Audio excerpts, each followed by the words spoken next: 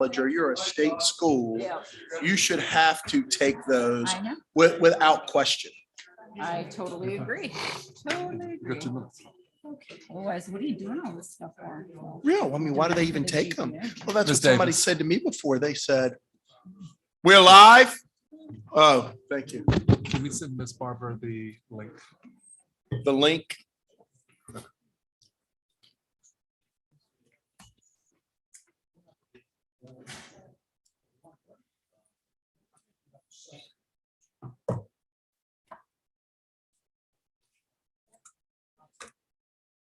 Where is everybody? Back to where we used to be.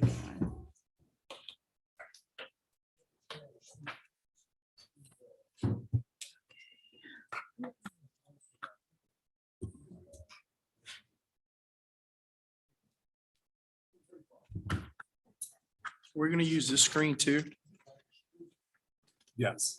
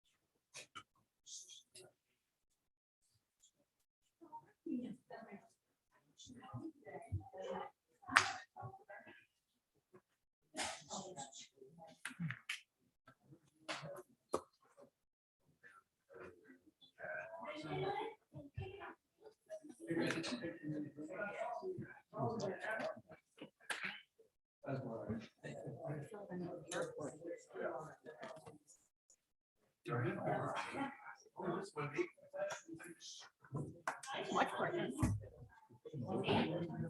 Right. Yeah.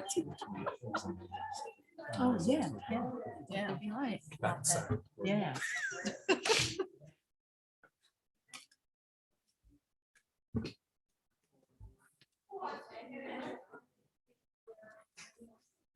Are we in? Are we ready? We're waiting. We're ready. Okay. Ready? Okay. Good. All right, let's get this rolling. Show on the road.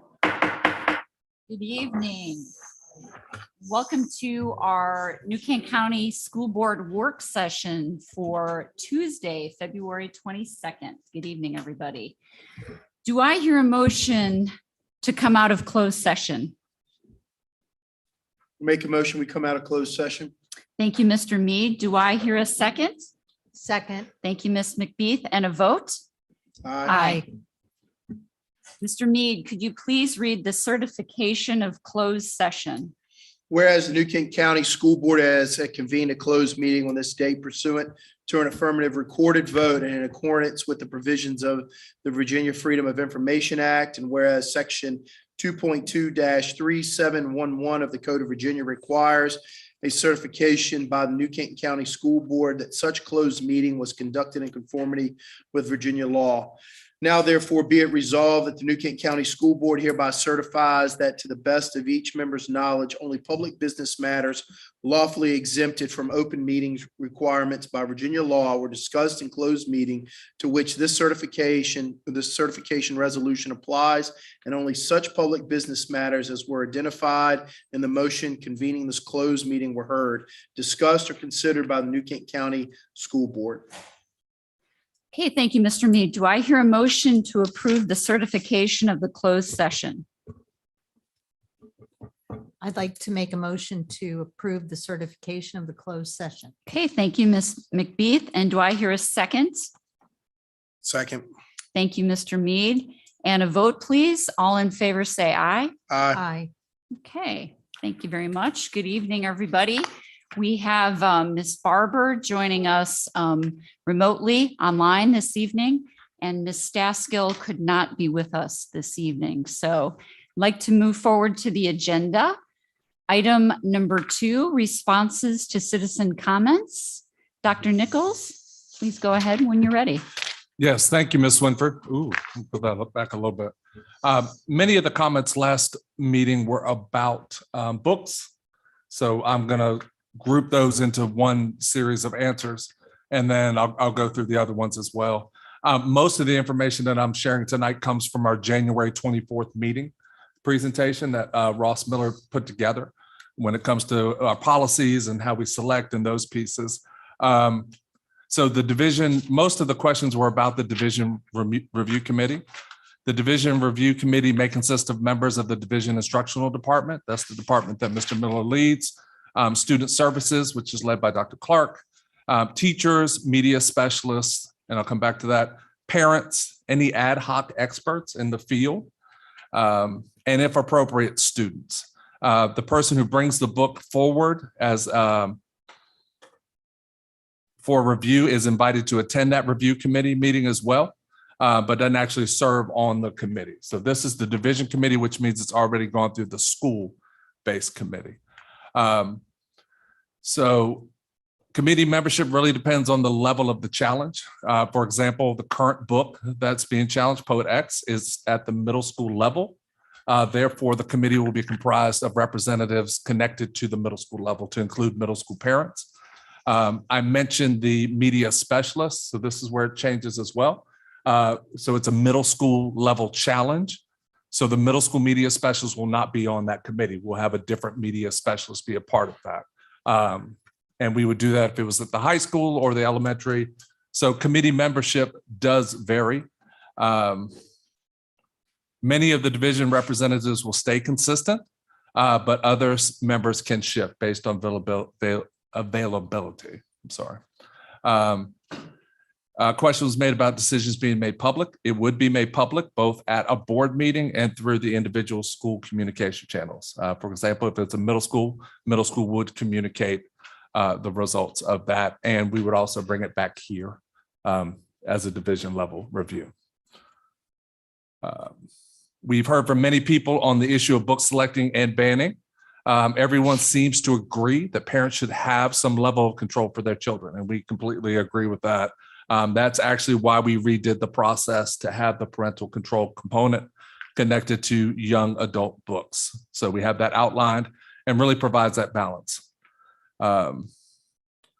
The challenge process, we examine the challenge resource in its entirety. And once again, I'm reading directly from the January 24th meeting presentation too. And all of those documents are online on board docs. And we can post the links as well. To determine the professional acceptance by reading critical reviews of the resource, examine the challenge resource in its entirety. So one of the questions was asked is, do the committee members have to read the book? Absolutely. It's part of the process and part of serving on the committee. Weigh values and faults and form opinions based on the material as a whole, rather than on passages or sections taken out of context. Discuss the challenge resource in the context of the educational program, and the committee would prepare a written report for the superintendent. So that's, in a nutshell, the big picture on the book piece. We did have a question about rezoning, specifically in Berkshire. And since that's where I reside as well, I completely agree. There are new houses everywhere, including 2 new ones on my cul-de-sac. We have 2 new bus stops right at the end of my street that weren't there 2 years ago. It continues to grow. So in our rezoning with Quinton Elementary School, which comes online in August, which we'll hear more about tonight, we have done a redistricting that will provide room at all 3 schools. So we do have that growth in mind. We work very closely with the county on future development. So there is some future development, a lot of future development in the Quinton Elementary School zone. So when we open Quinton Elementary, initially they will be have the smallest population because that's where the most growth is anticipated in the county. So, so absolutely that is on our radar, and that is why those schools will open at the numbers that they are. That's that piece there. There was once easier access to our board to share concerns. We do have the board's contact information, including phone number and email, readily available on the website. So we did have some questions about social emotional learning. I did prepare a couple slides, but Ross Miller is actually going to present on that in greater detail tonight. I just wanted to put a couple things up. Okay.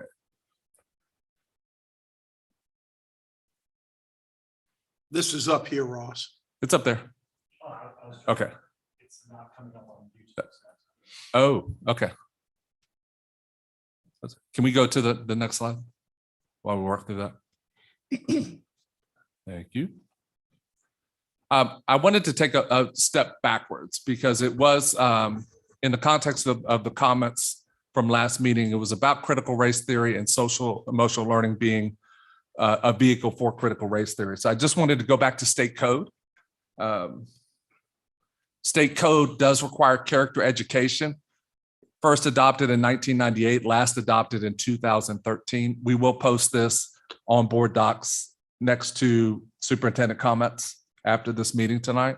I'm not going to read all that to you, so be very thankful for that, but I am going to grab a couple sections.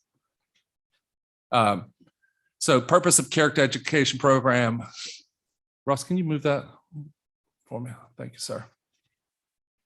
Shall be to instill in students civic virtues, personal character traits, to improve the learning environment, promote student achievement, reduce disciplinary problems, and develop civic-minded students of high character. So that is straight from state code.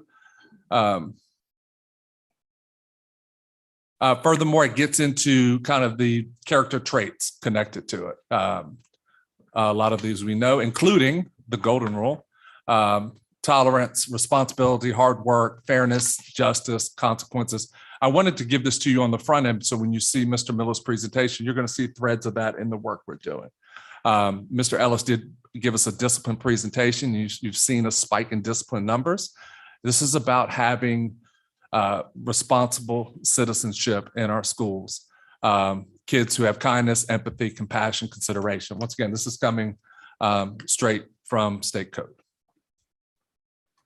This is a definition of social emotional learning. There are a lot of definitions connected to it. This one really embodies more of what we do. Building skills needed to recognize and manage emotions. Once again, hopefully you've seen a parallel to character education in the code. Develop care and concern for others, make responsible decisions, establish and maintain positive relationships, and handle interpersonal situations effectively. So this is just those two things side by side, really looking at the high character, developing civic-minded, maintaining positive relationships, and making responsible decisions. So really that's the focus of New Kent County Public Schools in the context of social emotional learning or student well-being. Those are the pieces that we're really focused on. But once again, you'll see more of that this evening, but I wanted to make sure I answered some of that in mind. Ross, I think that is my last slide.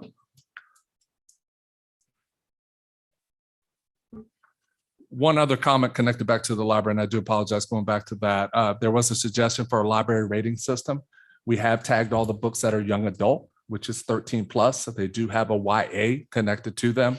They're also tagged in the computer system so that if a parent does want parental control around that, they would be notified and flagged if a student checked out a young adult book. So we do have not a PG 13, that piece, but we do have a rating system connected to that. So that is pretty much a summary of citizen comments, Ms. Swinford. Thank you, Dr. Nichols. Board members, any comments, follow-up questions? Yeah, I was just going to say, Dr. Nichols, on that library, it was interesting that you made that comment because last week, our last meeting, we had 18 speakers and 14 out of the 18 speakers made comments about the books. And so I wanted just to encourage you to understand the folks that are present and maybe the folks that are listening is that we do have a process. And I just want to make sure that we emphasize that. And ultimately is that as the process unfolds, if there is a true conflict that cannot be resolved in-house among the committee and it goes to Dr. Nichols' desk, and Dr. Nichols has a comfort level that is not acceptable in his eyes, then it does come to the school board for a full vote. And the school board will make the final decision on a particular book or context if it cannot pass through the necessary channels to do that. So I want to encourage you to know is that that the system is set up to take it all the way through. It just doesn't stop at the committee level because they cannot come to a conclusion.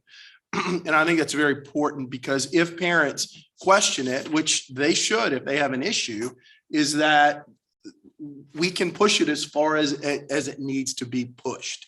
And so I want to let parents know is that there is a process in that we can make a decision on issues if they are related to a particular book or within our media center.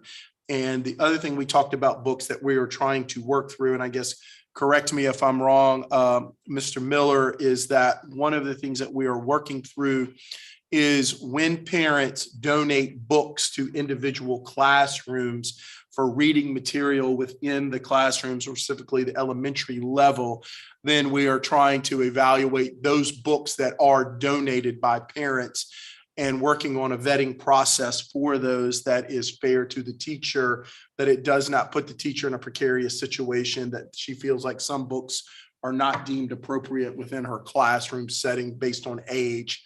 So just to let you know, we are taking this very, very seriously.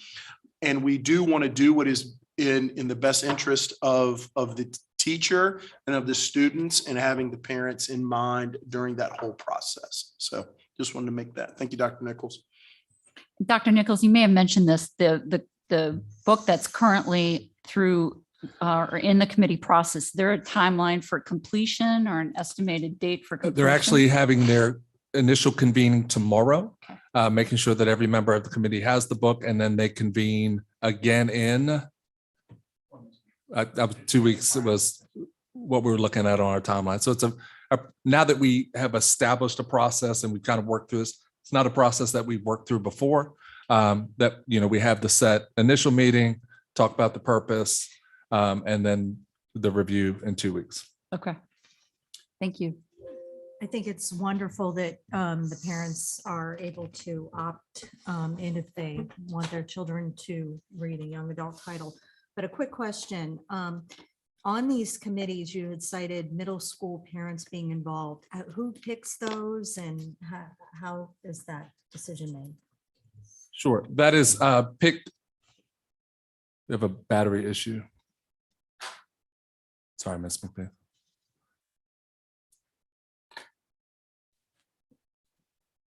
I hate for that to turn off in the middle. In conjunction with the principal, the PTO, and then Mr. Miller as well. So it does come through us. If we had a middle school parent that really wanted to be a part of the process, that's also perfectly acceptable too. Similar to the way that I do my superintendent advisory committee. I do get recommendations, and then I do have opportunities for people to join that are interested. Yeah, So- it's good that we have a cross section of individuals on that committee. Yeah, it's very. So- Oh, go ahead. I was going to say, we also do take a look and make sure that demographically, that we have a group that's diverse and going to have different viewpoints, and so that everybody's represented. Yeah. Good. We really do want to make a good decision with this and not just a rubber stamp of sorts, you know, to really debate and go through, you know, what fits with our process and goals we're trying to accomplish. All right, thank you. Moving along to section 3, new business. The first item, number A, student wellness initiatives, student safety, caring culture, and global awareness, which is essential goal number 2. Mr. Ross Miller.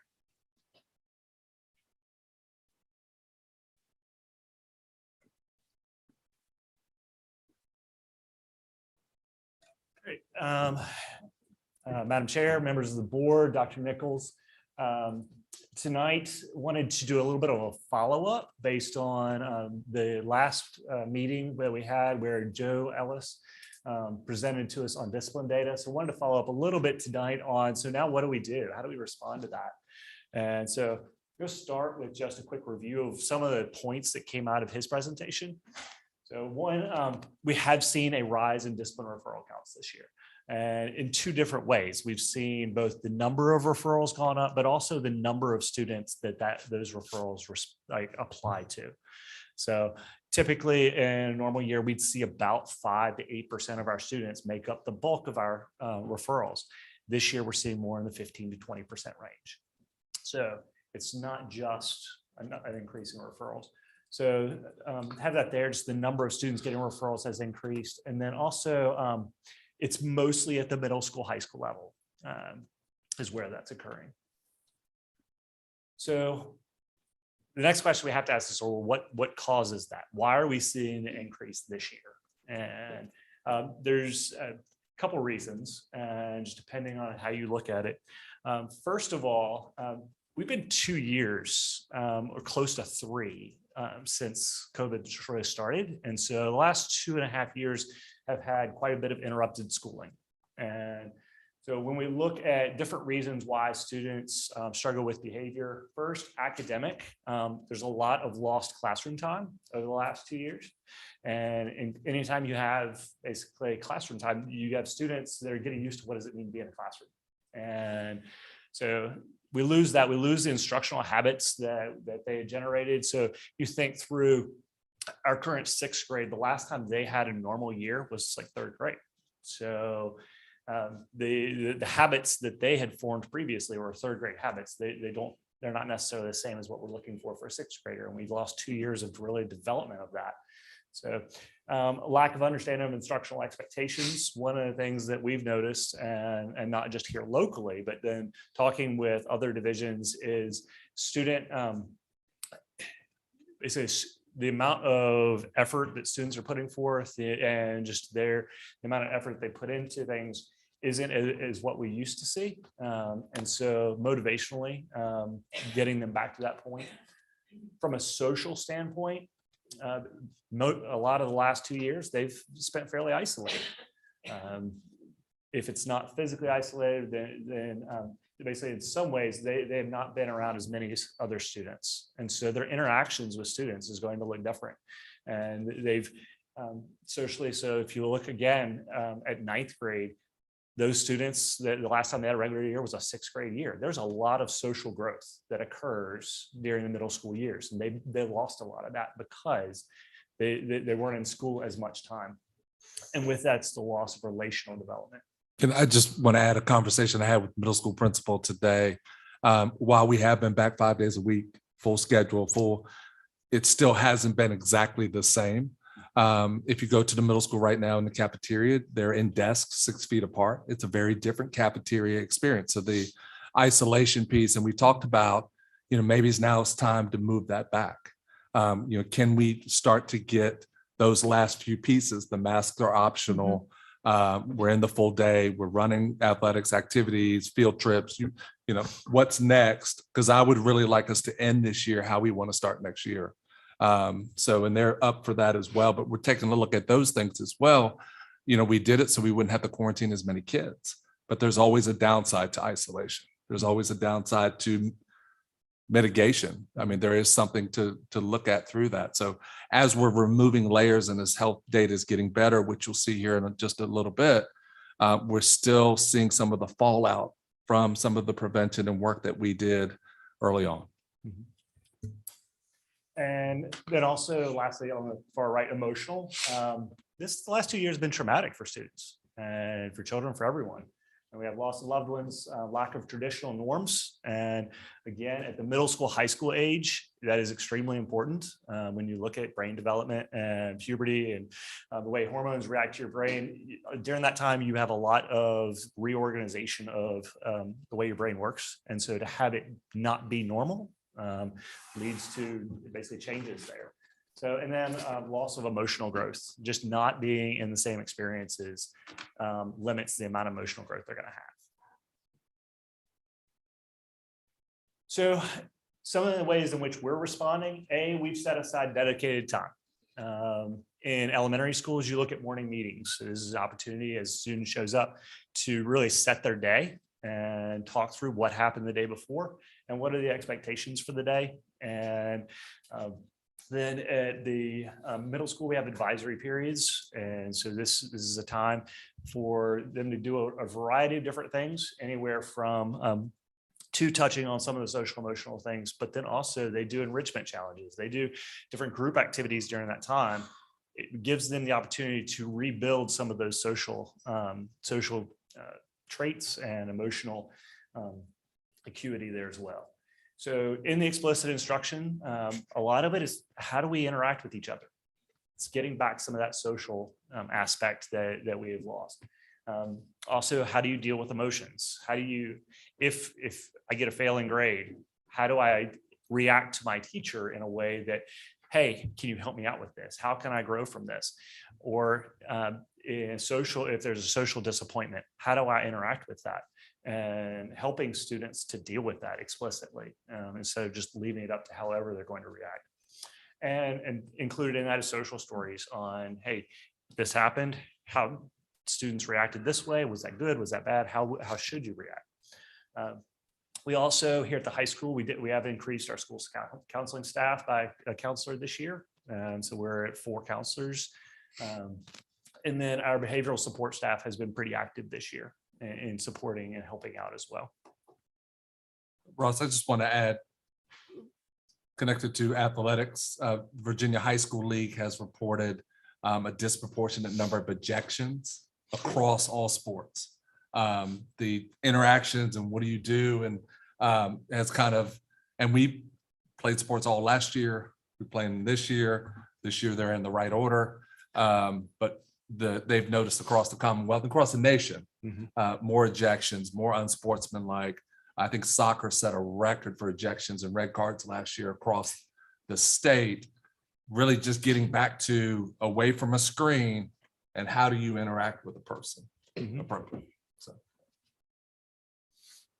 So here's a little bit more on what those explicit times look like. In the morning meetings, some of the things that we're seeing, we are using some of the Sanford Harmony curriculum, but then also like over here at New Kent Elementary School, they did 7 Habits of Healthy Kids. And some of the things that these look at are sort of how to be proactive, how to prioritize what your needs are and how to accomplish those, how to support one another academically and socially. And then what are some healthy habits, meaning like what should you be eating on a regular basis, that type of healthy habits. Advisory time, it includes an academic support time. It includes enrichment lessons 1 day a week. It does include lessons from our SEL curriculum 1 day a week. Some of the concepts, these are straight out of some of the things that we're doing with the SEL day is stress management, emotional regulation, conflict resolution, recognizing others' perspectives, and preparing for high school. Mr. Miller, can you quantify this? I think you've spoken before, but specifically, how much time are we talking about on a day or on a daily basis or weekly basis? Sure. Advisory time both of them are about 20 minutes a day. And so it's not a massive amount of academic time, but it really gives them an opportunity to hit on whatever topic is for the day or whatever activity they have for the day, and then get the students prepared for the day.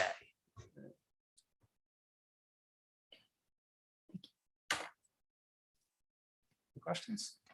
Hope that intent there is really just to give you an idea of what are some of the things we're seeing, what are some of the things that we believe are causing that, and then how are we trying to respond? And Dr. Nichols, it might be nice, excuse me, Ms. Barber, it might be nice to do something with athletics as well, like you mentioned, with and it's not just, the players, but the parents and the fans also, but it might be nice to introduce that into preparations there as well. I think it's a great idea. I mean, there's a sportsmanship award that school divisions can get if you have no ejections, and it's a great award to get. It's becoming increasingly hard to get just because of where we are at. I was at wrestling state tournament. That's interesting. One of the most violent tournaments you'll be at, but one of the best uses of sportsmanship. I mean, you throw somebody around for 6 minutes and then you get up and you hug it out and shake hands. And but I think some preventative things on the coaching side of it and also the athlete side would be beneficial. I did want to say that New Kent Middle School, we do spotlight a school at each of our meetings. It's one of the things that we started last meeting. New Kent Middle School will be our spotlight next month.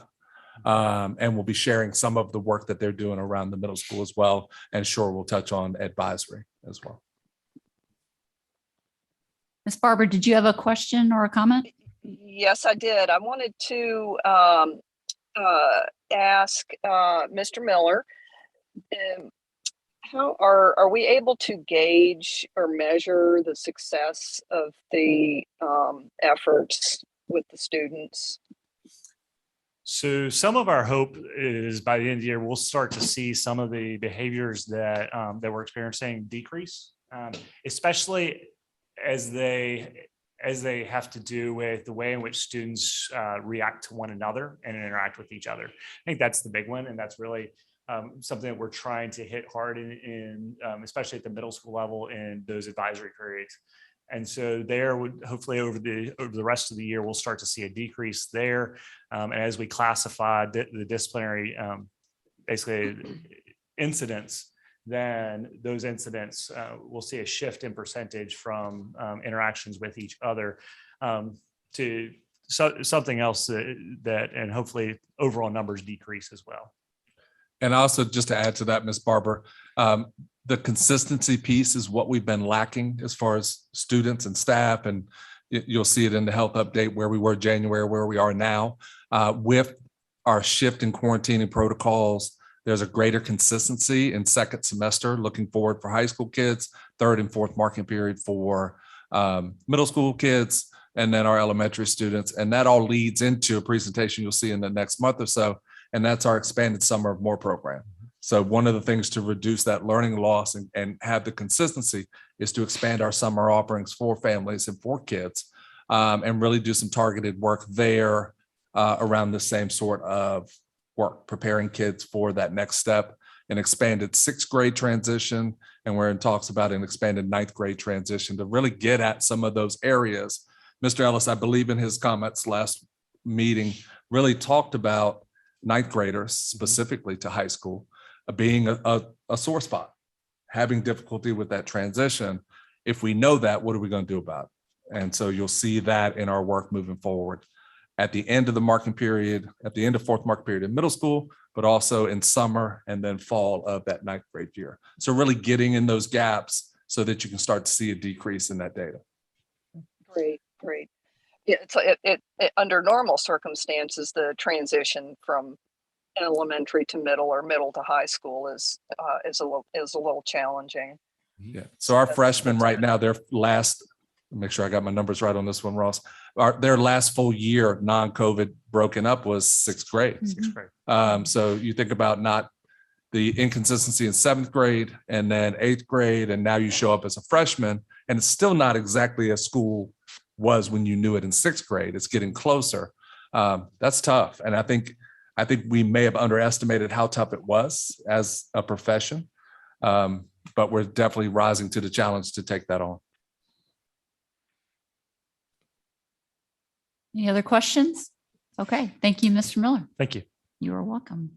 Next item B, fiscal year 22-23 budget discussion under essential goal number 3, management and stewardship of resources. Dr. Nichols. Yes. We are in the budget process. So pretty much every meeting from now until we adopt the budget, you will be seeing and be able to ask questions about the budget process. So tonight, we're going to show you where we are right now in terms of requests, in terms of revenue as we know it. So this is just an overview. At our next meeting, you will see a more fleshed out version of this. We still have some work to do with the county in this process and work to do across our teams as well. So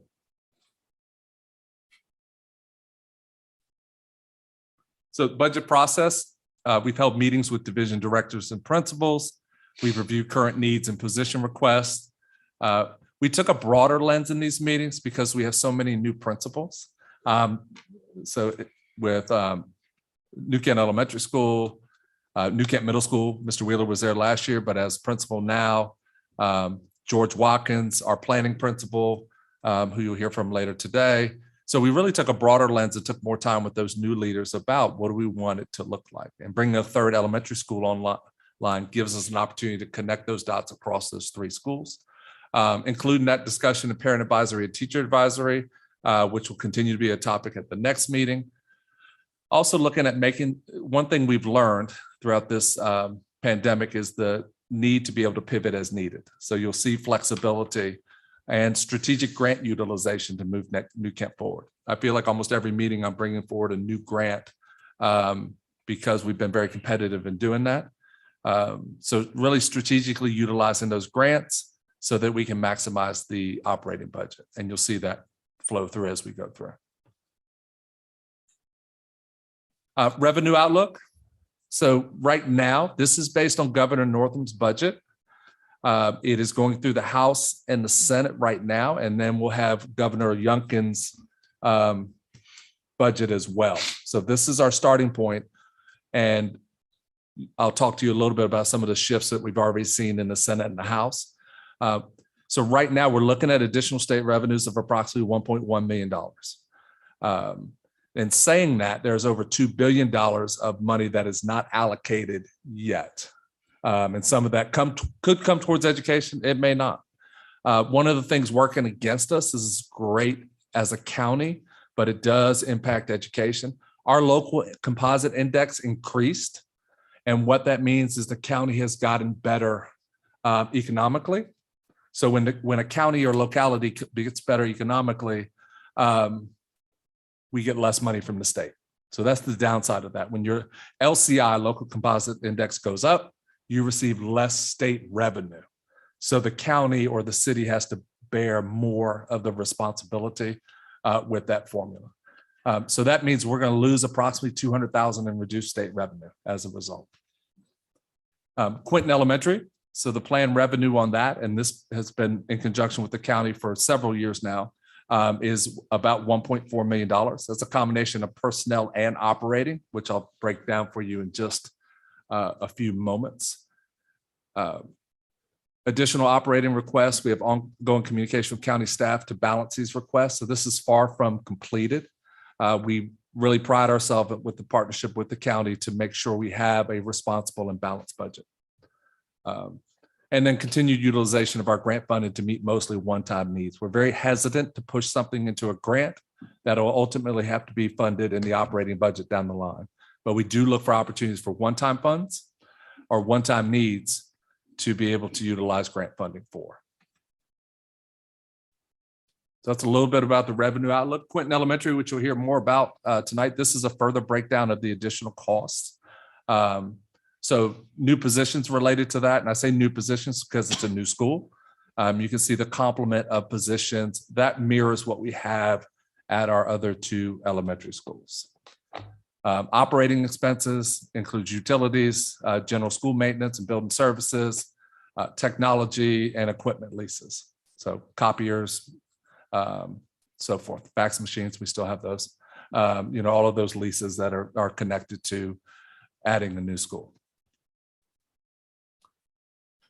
This is what we'd like to do around salary and benefit adjustments. And some of this is getting shifted in the House and Senate. But so in the initial budget that we received in December, and you probably saw the news headlines, 10% salary increase for teachers.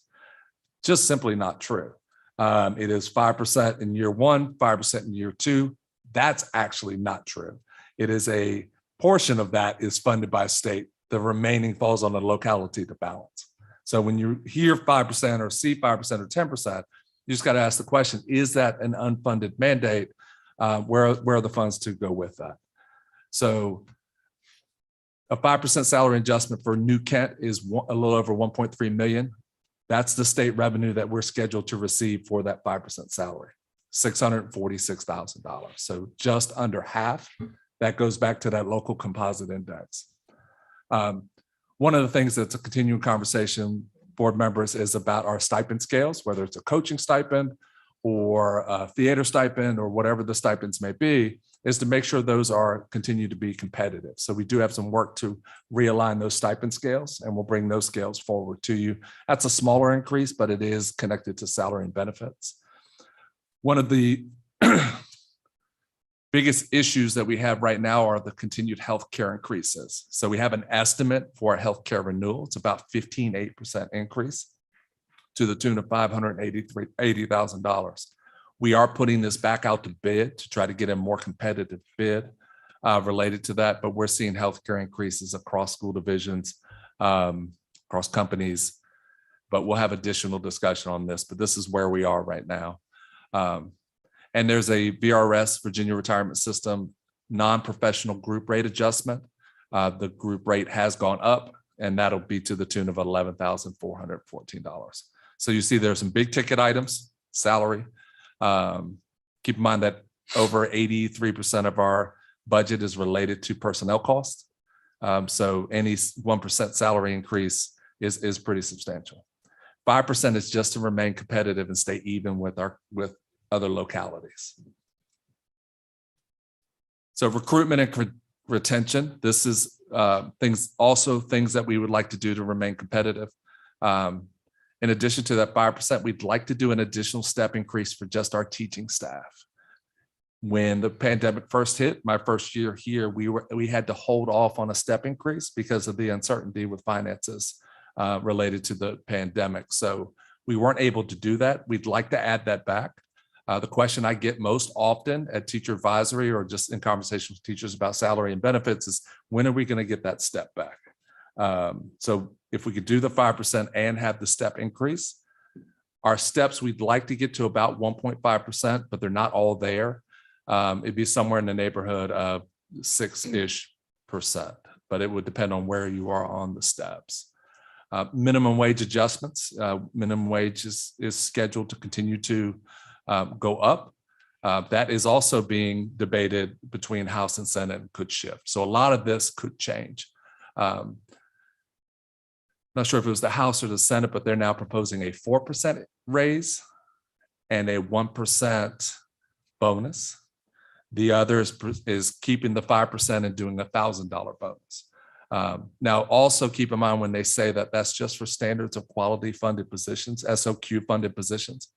Not even all of our teachers are funded through SOQs. So it's a limited set of folks that are involved in that, and we have to backfill that piece as well. But there are also some legislation and some hope. We spend a lot of time working through legislation of expanding who is covered under SOQs, and that could have an impact as well. So these numbers could shift in our favor or not in our favor as we move forward. Transportation market rate adjustments. We have some regional competitors that have substantially raised the starting salary for drivers. Drivers are at a premium. Our transportation department continues to do a phenomenal job compared to other localities about the times that they pick up and deliver and all of those pieces. And the GPS app has been a big hit as well for families. We'd also like to continue the use of school-based substitutes. Now, this is one where this may be a grant-funded opportunity rather than an operating budget opportunity. A school-based substitute arrives every day and fills whatever opening you have in the school, but you're going to have them every day. It has been, along with the hard work of our paraprofessionals, and our teachers, school-based substitutes have kept us open during the height of the pandemic. Operational services, we do expect an increase in custodial services. We will definitely have an increase in custodial service because we're adding more square footage in Quinton Elementary. They're also looking at potential wage adjustments. We do currently outsource custodial, but we're looking at consideration of contracted days. And as we expand summer of more of those buildings, bathrooms and everything need to continue to be cleaned, that's an increase as well. Transportation, I don't have to tell you the fuel costs are on the rise. That does impact us as well in the transportation department. Professional development, upgrading software fees related to transportation. We've done a substantial amount of work on athletic grounds and maintenance. You're actually going to get a report tonight on something we'd like to transfer and work through with athletics. Technology, really looking at other cloud-based services. We were a victim of a cyber attack my first month here. So our cloud-based services really saved us in that cyber attack, and looking at what other cloud-based services we may utilize. PowerSchool, for example, right now we host it ourselves.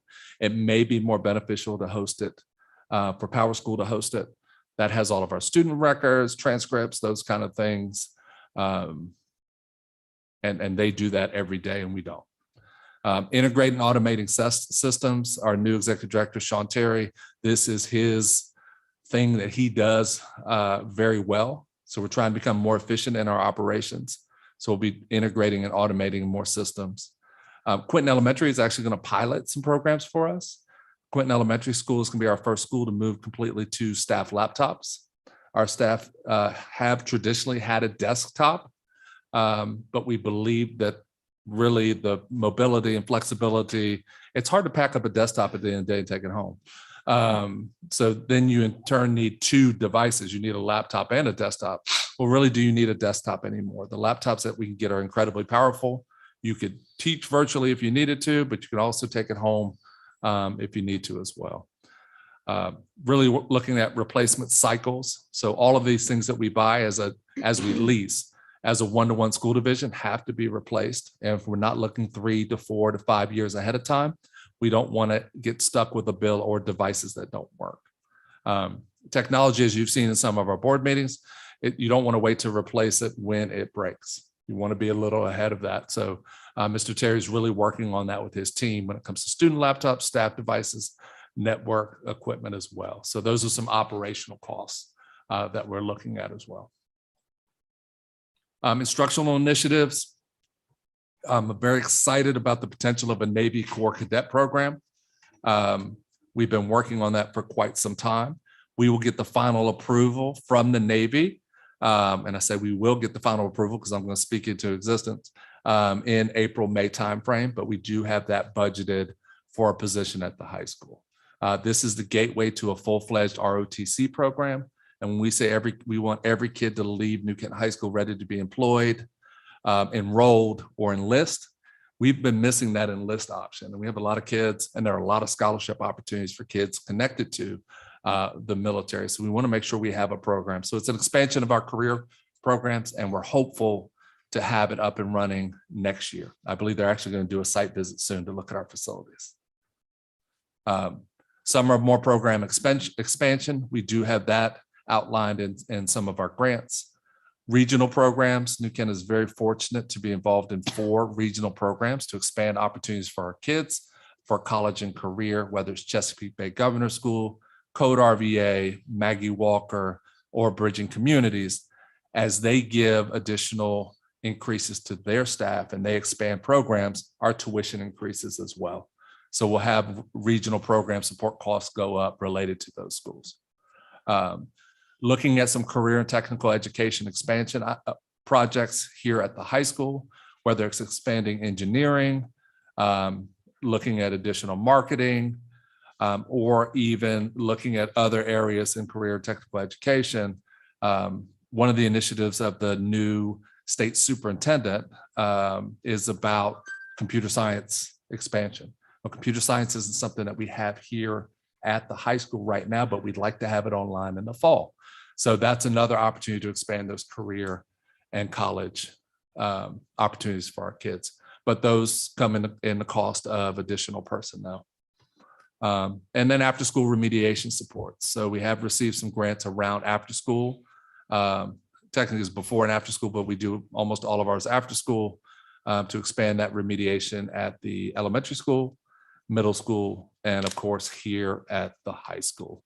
So one of the many ways that we're going after the learning loss and the consistency for students. Position requests, additional teachers for growth. I did mention as far as the redistricting, the growth in the county, that is not slowing down anytime soon. We've had over 25 elementary students register since January.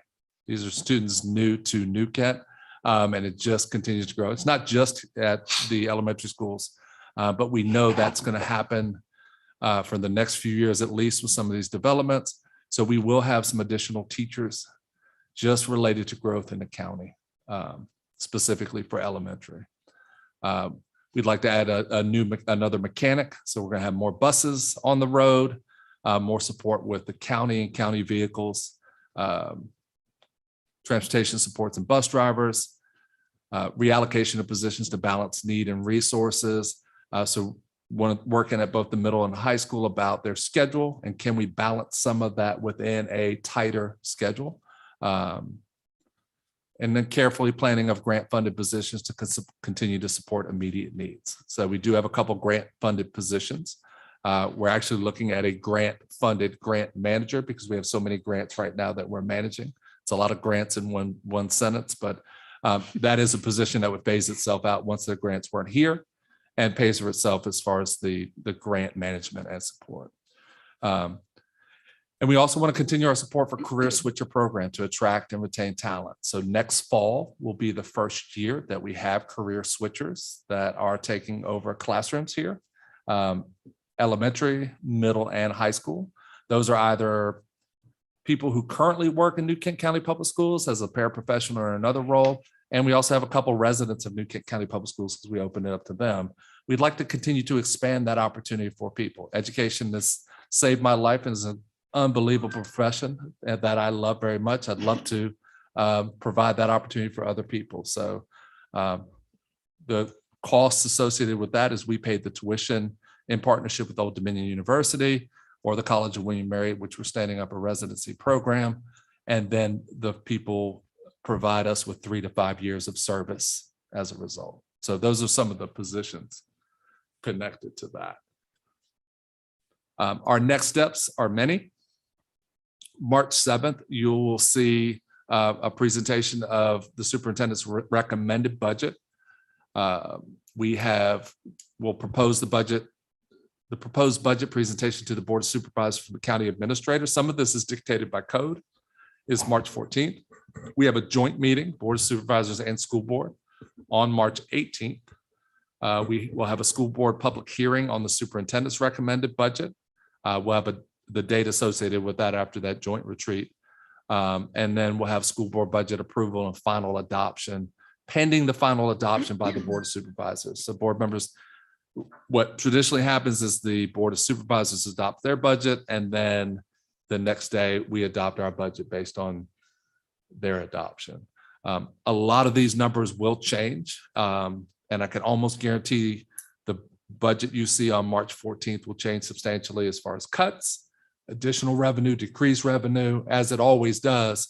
But I think in those transition years between governors, you definitely see more of that. So I'm excited and optimistic about what these budgets going to hold.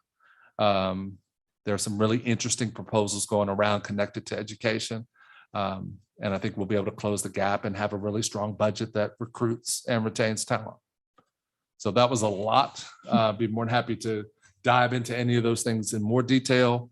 But you'll have a number of opportunities between now and adoption to kind of dive through that. We'll also post this as we do each year on our website. So you'll be able to, citizens, families can dive into it as well and can ask questions through an email address, which we do monitor, or of course at our next board meeting as well, or any board meetings moving forward, or my email, or I don't want to throw out your emails, but they contact you anytime too as well. So be happy to answer any questions.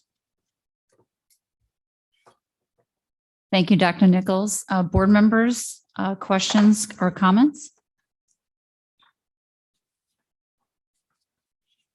Dr. Nichols, I have one. Back on slide 8, under after-school remediation support, I'm sure fellow board members get questions or hear comments a lot from parents in our community who are looking for support for their students, tutors, particularly in math. Can you talk a little bit more about some of those after-school remediation support efforts? And if you know, and if you don't, I understand, but how well they're attended? Well, I can tell you one that's been going on here that is not incredibly well attended, and that is in English and math. It's just about every day here. There's a rotating schedule, and our teachers provide support for students. It's really a matter of making sure that students do attend. So if your child is having difficulty in those subject areas specifically here, there is an opportunity almost daily. And we do run a bus every day as well for families to alleviate that burden. But that attendance has not been great. As we're starting the second semester, maybe kids are doing their New Year's resolutions and get off to a better start. But so that's that piece. The elementary schools, math specifically, I received a proposal from George Watkins and New Kent Elementary to do an after-school math support remediation. I believe the target date is April 12th. So it's April 12th through, I think, the end of May, and communication will be going home directly to families about that. But if you do have a math need or math support, there are additional programs. One of the grants that Mr. Miller really worked on was specifically for after-school programs, and we received that just after the new year started. So schools have been working on proposals for that. The middle school as well has after-school programs, connected courses, and we do provide transportation as well. So if you need support, it should be there for you. If you find it's not, feel free to contact the principal, Mr. Miller, or myself, and we can make sure we connect the dots for you. Okay, thank you very much. Ms. Swinford, I wanted to make a comment. Yes, go ahead. I just want to underscore the importance of us doing the best that we can with teacher salaries. If we're providing a 5% increase, we're basically keeping step with all of our neighbors. So everything we can do to bolster our teacher and staff salaries is important. Yes, thank you. Any other comments? Okay, more to come on this for sure. Definitely will be the focus the next couple of months. And thank you for that. I know that's a lot of information in that presentation. Moving along to item C, CIP athletic transfer, essential goal number 3, management and stewardship of resources. Mr. Hockman. Yes, ma'am. Madam Chair, members of the board, Dr. Nichols. You heard Dr. Nichols mention earlier about an athletic event we're going to talk about. We're looking to transfer some money from year-end money to the athletic supplies in an amount of $12,968. This money would be used for a full infield tarp and tarp storage for both the varsity baseball and varsity softball fields. Currently, as if you've been out there, you know we have a wonderful footprint. It's a nice facility. Unfortunately, what does happen though, they do not drain real well. And when we have a rain out or a weather event, we typically take a few extra days to be able to play versus other schools in our area. And what it does, it sets us back, and it really does make scheduling very difficult. And what we would like to do is be able to tarp those fields so that we could be back to play sooner rather than later. And that gives those kids an opportunity to spread the games out. I believe in other years, we've had 3, 4, sometimes even 5 games that have been backed up. That is very difficult for kids, particularly if they're traveling. We don't want kids out late at night, multiple days in a week if not necessary. This would give us the ability to play those games and not have to push those back. And long-term, Mr. Hockman, we did some extensive laser leveling and work there. This infield tarp would. And you're exactly right. We just recently finished laser leveling both the softball and the baseball field, adding quite a bit of dirt. And when you have a severe weather incident, what happens is with Mother Nature, those materials run off and go away. This would allow us to keep our playing facility much nicer during the school year. Obviously, in the off season, some of that's going to happen. But what we have seen is it's created at times a dangerous situation on the field because it creates ruts in the field, which results in bad hops. What we want to do is keep it in a nice playing surface and a very safe playing surface. And we think with the tarp, we can do that throughout the baseball season. And as we know, we get a lot of rain in March and April. So that would really be a great benefit for our athletic programs and for those students that are out there working so hard. The amount on that was again? $12,968 would cover both the varsity baseball and varsity softball field. Board members, that does come before us in action items for a vote this evening. Okay. All right, moving along. Now we are under old business. Number 4, Quinton Elementary School construction update for essential goal number 3, efficiently manage growth of student population. Mr. Kyle Moser and Mr. Tim Pollock. The dynamic duo. Thank you, board. Thank you, Dr. Nichols. Start with how far we are behind on the construction. Right now, we're at 63 days.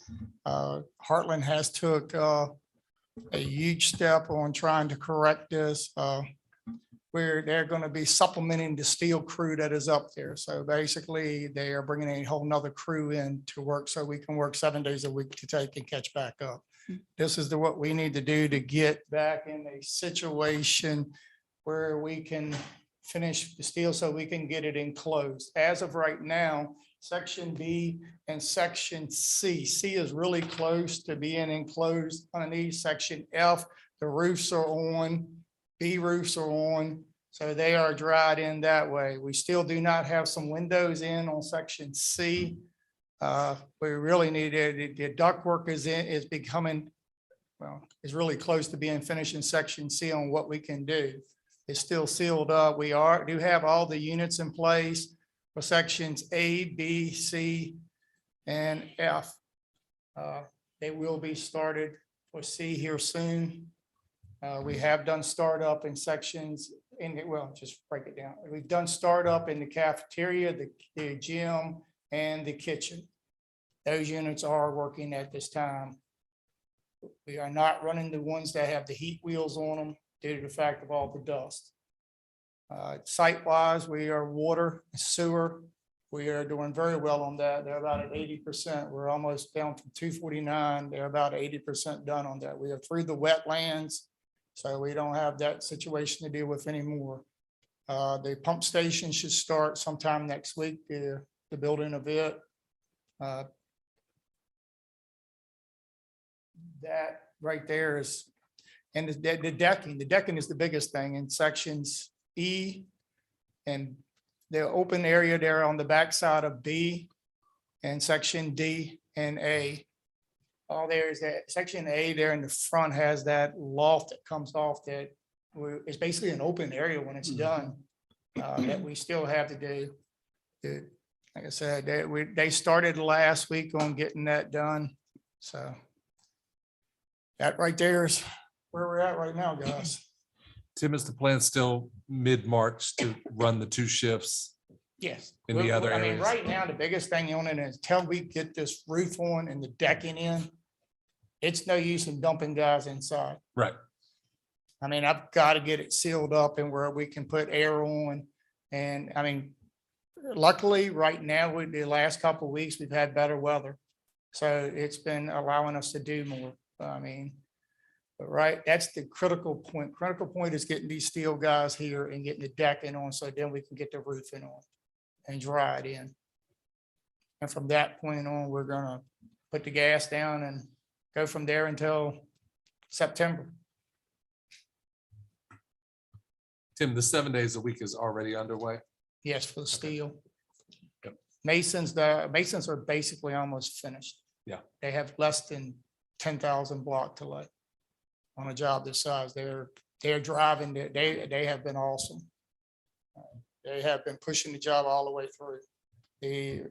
I mean, there's a lot of things that are done. I mean, have been really moving well. You have the fire suppression system, the sprinkler system, all that for every area that we can put it in, it's in there. The second they get a opening, they're there. Same thing on the electrical, same thing on the HVAC. I mean, you can only move so far when it's pouring down on you. You got to be able to stop, and that's every day that we get that next step. They're jumping on it, and moving forward.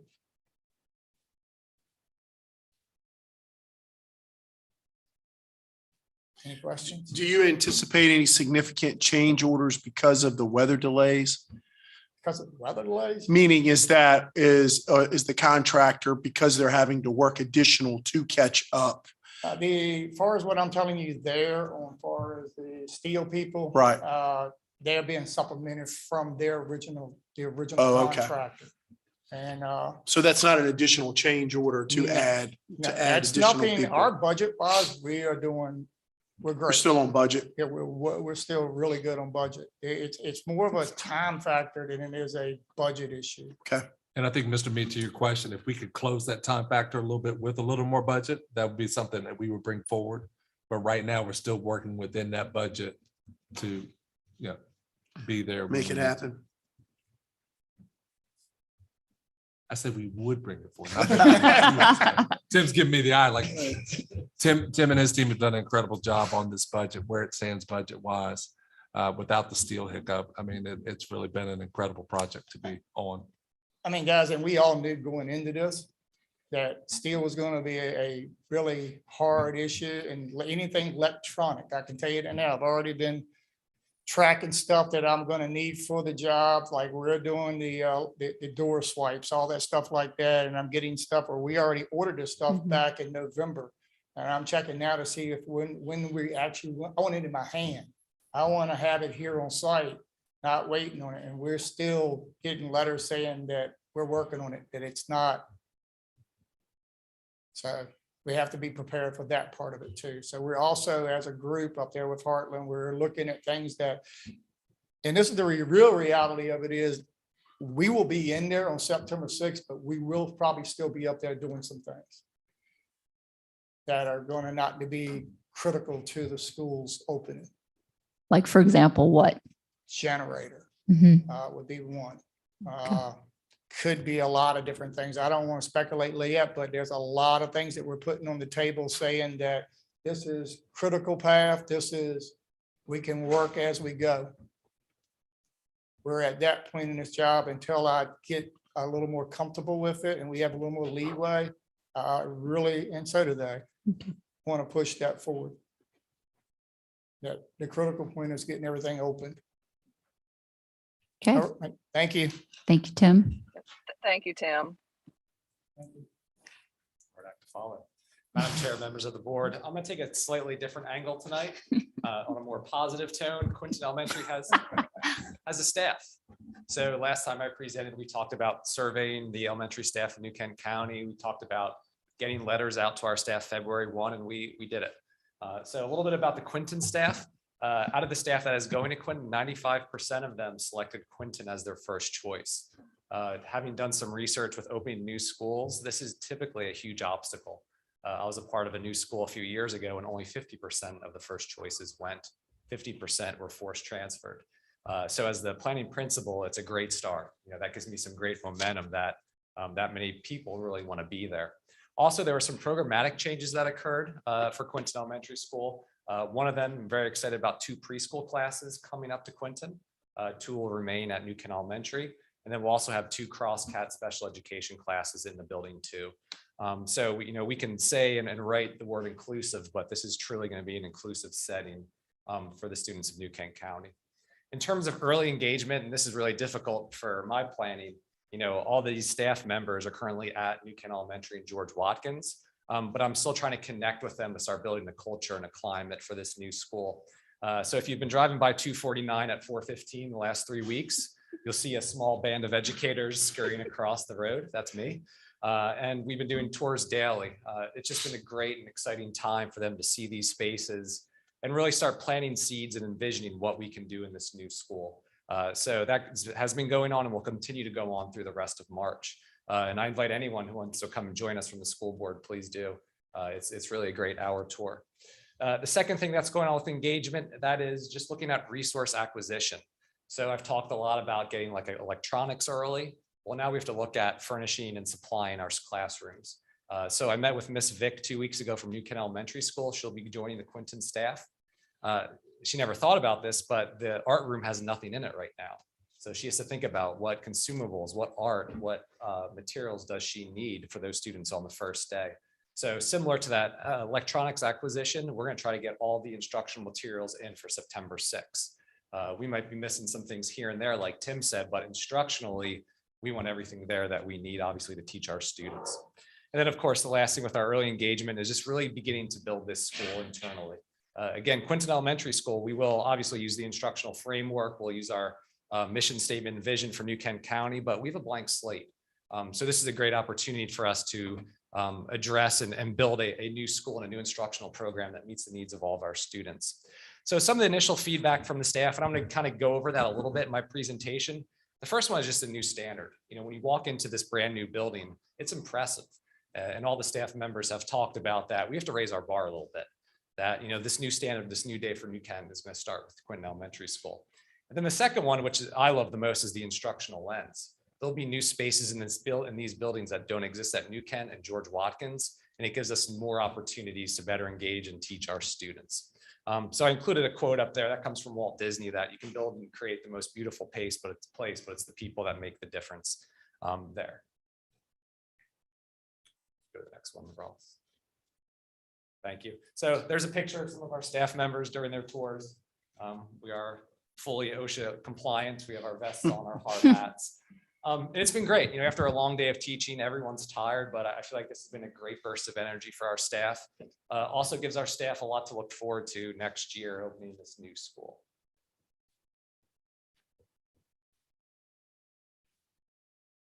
So what I want to do just briefly here is, like I mentioned before, the new spaces at Quinton Elementary School will offer us a different instructional lens. There's two things that I'm really starting to discuss with our staff, and that is, one, you're not confined to your four walls. That every space on the property is for learning, and they really truly see that.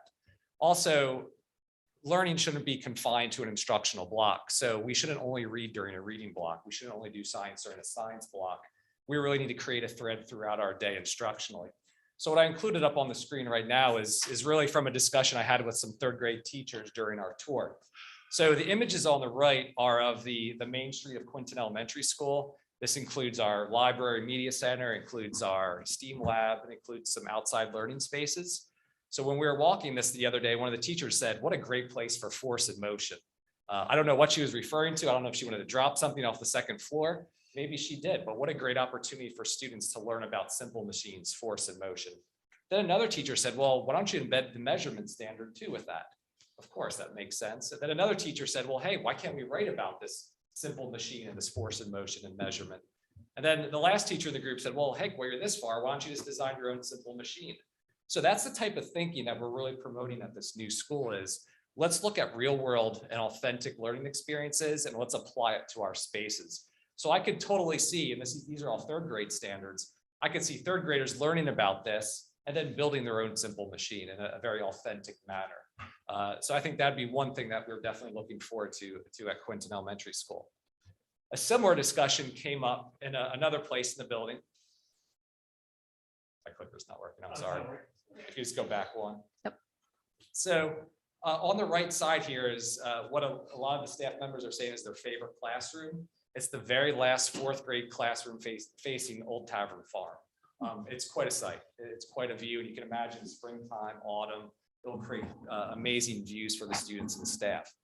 Well, when we're up there, and this was echoed a little bit earlier tonight, a teacher said, "Oh, what a beautiful view. Hopefully they didn't put houses there." So we had a giggle. And one of the teachers on the tour said, "Well, what a great persuasive writing opportunity where the students could perhaps write a persuasive letter to the Board of Supervisors trying to protect this land." And then another staff member on the tour, their husband currently builds homes. And she said, "You know what? I could get you plans of the housing division and we could look at the data that comes with the housing division. And we could look at the data for how many students would come to this school as a result."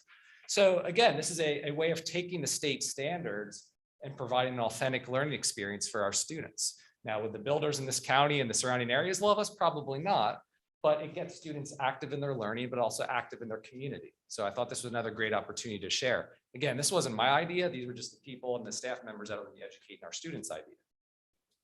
And then the very last stop on the tour here with the staff members, I think, is the heart of the school. And this is just a different perspective of that library space, the STEAM space, and also just some learning areas outside of the STEAM space. So many ideas were generated from this, I couldn't even keep track. We had teachers talking about entire grade levels coming to this area to doing a project, to doing a design. There was a first grade teacher who was saying this would be a great way to connect with some fifth grade students and doing some cross grade level planning and instruction. So really what we're talking about here is just bringing a community together of learners. And it's going to be a great opportunity for our staff. The fact that they're already thinking about it right now in February, we still have several months to go, makes us really seem that we're going down the right track here. Okay, so those last three slides were just kind of from an educator's lens during our tours. To change up a little bit, this is a really exciting project going on right now behind the scenes. The image on the left side, there's a massive wall in our library. Right now, it's very ugly. It's a big gray concrete block area. It's not the best thing to look at. In the budget for this project was a mural that would encompass that wall and be a nice, obviously, design piece for our students. Well, the architect has brought in an artist. Her name is Eleanor Doty. She's local. She's out of Richmond, and she specializes in murals. So if you look at the murals on the right side of the screen, that's from Vienna, Virginia. What she is going to do is she's going to take the landmarks of New Kent County and then the surrounding areas of Richmond and Williamsburg, and create a mural that's a one-of-a-kind artwork for our community. And when the project's all said and done, that's a part of our community and we get to keep it. So that will be a massive soundboard in our library. I think it's just gonna be a great piece for our students to look up and see the great places within this county that also align to the state standards too. And then the very last piece here, just because I know there was a lot going on tonight with our presentation, especially from Tim. Here are some of the current project images. On the left-hand, upper left, our basketball court is being installed. The floor is not there yet, but we do have baskets. So that's a very exciting part for me. The next picture over is from our kitchen. That is the hood. So Leslie Smith's area is coming together nicely. There's our finished logo of our mascot, the Quinton Cubs. The next picture is the back side of the media center, where there'll be a patio out back where classes can go and learn and get some fresh air. We some more happy educators from our tour the other day. And then that is our most current drone footage of the site. I know that was a lot to take in and a lot for me to share. Any questions? Just a comment, it looks wonderful. And I've definitely seen the feedback from your teachers and your staff. People are excited, really excited. And so it's really amazing for you all and for the community. So thank you for all of this. Thank you. Okay. All right. All right. Thank you very much. All right. Next item B, health update. Dr. Nichols. Yes, Ms. Swinford, we started this health update. We've done it several times and we said we do it as a function of the work session because things continue to shift and change. This is the third straight work session that we've had a health update, and things couldn't be more different now than they were when we first started. So this will be a very brief presentation, but in the time that we started, we've gone to mask optional. We've shifted our quarantine practices. I mentioned the story about the middle school and they're looking at the cafeteria space. We've been making all of these adjustments along the way, and we're excited to report the results. So we'll start with our health data. This is from last week. Cases are now new cases are at 5, 7-day average is at 9. The population 100,000 last 14 days, 799.2. I actually looked at it today. I think it's at 371. So this was a great sign when I looked at it on the 14th. It is even better now. It just continues to drop, and we just want to make sure it stays that way. So I'll be cautiously optimistic in this report because I believe I have given this type of report before, and we end up in a different space. As you know, my biggest worry throughout this pandemic is just taking care of our staff, because if we take care of our staff, we can take care of our kids, we take care of the community. So we really were hanging on by a thread several times related to staffing as the biggest issue. Student cases, quarantines also had impacts, as you saw in Mr. Miller's presentation, but I'm happy to report where we are now. So August 21 to December 21, we had 82 cases involving staff. In January alone, we had 105. So that is what you kept hearing from me in the past 2 work sessions. The first 2 weeks in February, we've had 17. Now we're 3 weeks into February, so I'll update you with the number. It's 18. So 3 weeks in February, we've had 18 cases versus 105 in the month of January. We're in a much better place. We have days where we're not covering planning, which allows teachers to plan. We have the school-based substitutes that are in place. We still have the regular absences that we will work through in any school year, but we're getting back to the point. And actually for an hour today, we had nobody out related to COVID, which was phenomenal. It only lasted an hour and we got one but that's okay. We can manage 1, we can manage 5, but 105 was really a breaking point for us. But we held on, we kept kids in school, and we're moving forward and we're excited about it. Some of our next steps, we still do the daily tracking of isolation for positive and symptomatic cases. We still meet with our health department, although I think we're going to begin to phase that out. We are moving forward with the availability of on-site testing. We actually have adopted the test to stay model. We've received test kits just last week. We had a meeting today with administrators and nurses to talk about that test to stay model.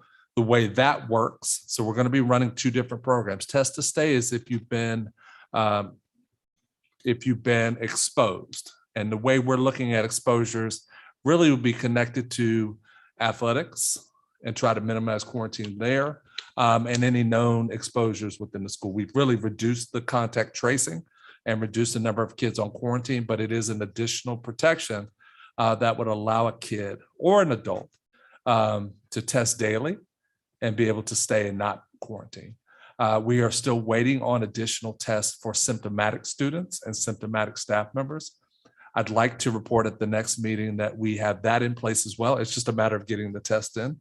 We're not allowed to use the test to stay tests for symptomatic. It's only for exposures, and we have to track it with the health department and all those good things.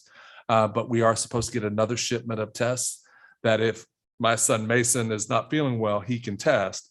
And if he's negative, he gets to continue to stay. So while we are in a much better place, we're continuing to drive down those quarantine numbers, continue to have consistency and continuing to kind of move forward. I do still plan to update you at the work sessions, even if the update is things are still going great and we're moving into the next month. So we've made a lot of progress between work session and work session. I believe our current data says we have 6 positive cases related to students and the 1 related to staff. And while our quarantine numbers were up in the 400 plus, the last number was somewhere around 25. So it's just, it's a great day in New Canton. We just wanted to stay there. So board members, that was very quick, and most of my health presentations are not quick. So thankful to have a quick presentation. I'd be happy to answer any questions you may have. When tests arrive, how many tests do you receive? So we've received 400 plus, and it's really, there's a formula that goes with it. It's about 10% of your population. We went a little higher just based on our numbers. And the supply chain is kind of caught up again. You couldn't get a test. Now they're readily available again. So that is kind of where we are. We'll see what the usage is. So we don't have our next order ready. We'll see how quickly we start to go through. But the health department, now that we're officially a test to stay school division, we have a direct line to those tests. That also gets us a direct line to the other tests that we need. I do want to mention, I talked about masking. So we are at optional masking. That's really worked well. I'm very proud of our kids, extremely proud of our staff. We've been able to manage that.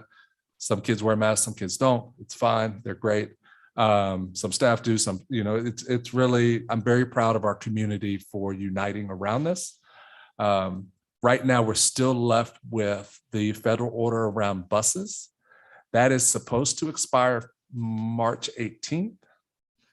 Now, every time it's going to expire, because it is federal, it has been extended. But we are ready to make that shift if given the opportunity. The Senate bill that was passed that made mask optional law, we did not have to make any adjustments for that because we're already ahead of that following the executive order. The debate now is, does that also cover the federal order as well? As soon as we have clarification on that, we're ready to go. And we know of all the things to handle, we can handle that one too. So the test to stay program, that will be through the end of the year? Or is there an expiration date on that? Or- There's no official expiration date. Right now, we're through the end of the year. One of the reasons we went ahead and continued forward with this program, it got us access to tests, which will allow us to eventually do the symptomatic piece. But, I've been at the cusp of this several times and going, okay, last year we closed with like almost 2,000 people in the gym, having a great graduation, and then we were in a different place. Mhm. I just want us to be ready, and I hope we never have to use it, but then we're ready if we need to start next year. We're already in that pipeline. Cute. So, and that is grant funded. That does not cost any money on an operational side of things. Okay, all right, thank you very much. Next item, item C, calendar fiscal year 22-23, our second and final reading. Mr. Hockman. Madam Chair, members of the board, Dr. Nichols. As you will recall, we started this process back before winter break, and we put together a very good group of folks from each of our four schools. We had an administrator, a teacher, a parapro, and a parent, and also from the high school, we included the student, and we also had some central office folks that were a part of that committee as well. And in terms of the calendar development, as you can see at the bottom where it's highlighted, we are at February 22nd. And what we have done is through going to all of the schools and meeting with each school's staff, we've made some adjustments. And so all four schools were very well represented when we went to meet with them. There were some heartfelt conversations. And when we get a little later in this presentation, I will show you what those adjustments are. If you like what you see, potentially that could be approved by you this evening.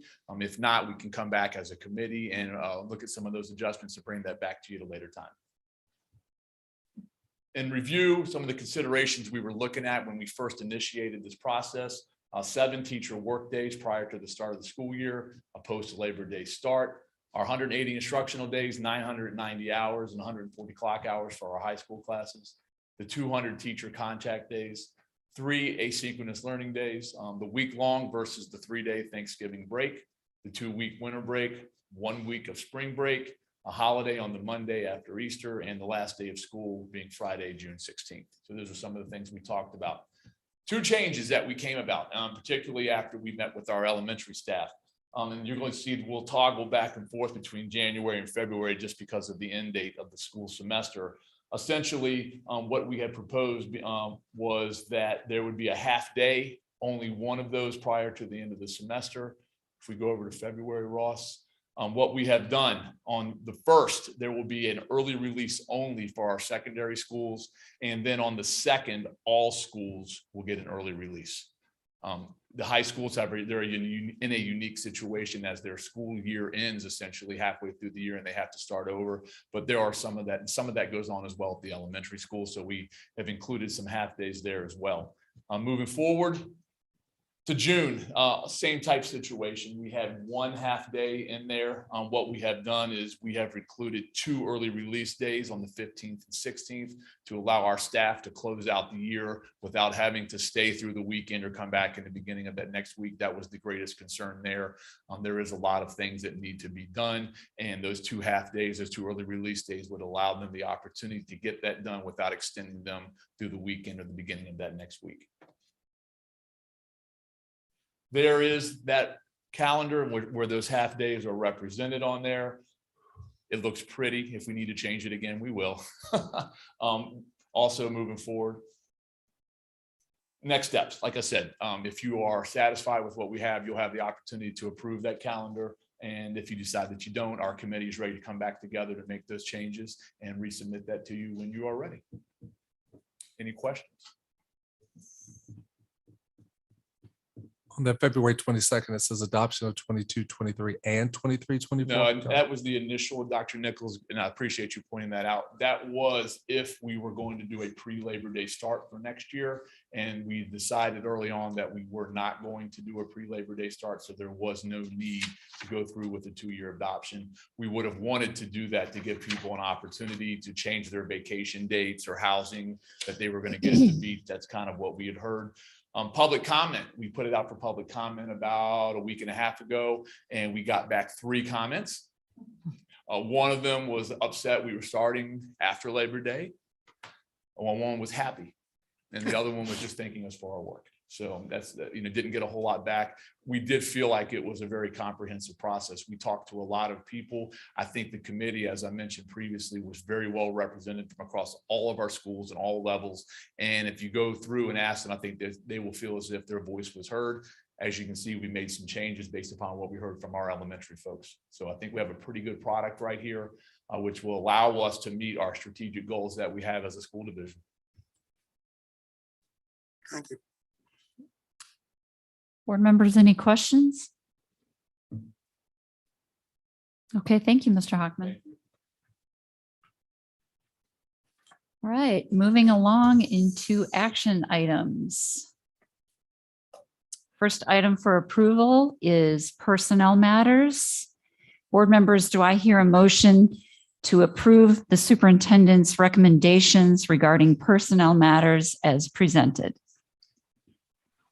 I'd like to make a motion to approve the superintendent's recommendations on personnel matters. Okay, thank you, Ms. McBeath. Do I hear a second? I'll second.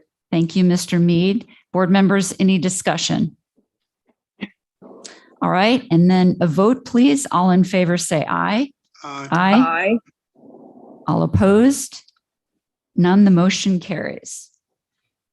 Next action item to consider approval of the calendar. Okay. All right, board members, do I hear a motion to approve the fiscal year 22-23 academic calendar as presented? I'll make a motion that we approve the 22-23 school calendar as presented. Thank you, Mr. Mead. Do I hear a second? Second. Okay, thank you, Ms. McBeath. Board members, any discussion? And a vote, all in favor say aye. Aye. Aye. All opposed? None. The motion carries. Next item, action item C, approval of CIP transfer funds for athletics. Do I hear a motion to approve the consideration of the transfer of CIP funds for athletics? I make a motion to approve the CIP transfer funds for athletics. Thank you, Ms. McBeath. Do I hear a second? Second. Thank you, Mr. Mead. Board members, any discussion? Hearing none, a vote please. All in favor say aye. Aye. Aye. Aye. All opposed? None. The motion carries. All right. Thank you, everybody. That is the end of this evening's meeting. Our next meeting will be our regular monthly meeting on Monday, March 7th. With that, our meeting is adjourned at 7:30 p.m. Thank you. Whoop, whoop.